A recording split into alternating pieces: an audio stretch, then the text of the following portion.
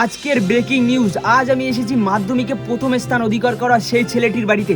চলুন জেনে নেওয়া যাক তার এই সাফল্যের পেছনের রহস্য কি। তো যদুলাল, মাধ্যমিকে প্রথম স্থান অধিকার করে তোমার কেমন লাগছে? ভালো লাগছে। তুমি দিনে ক ঘন্টা বই পড়তে?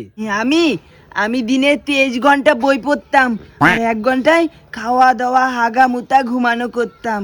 তোমার এই সাফল্যের পেছনে সব থেকে অবদান কার বেশি? আমার এই সাফল্যের পেছনের অবদান আমার বাবার।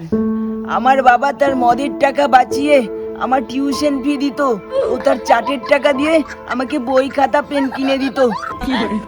তাই আমার এই সাফল্যের পেছনের অবদান বাবা সত্যি অনস্বীকার্য।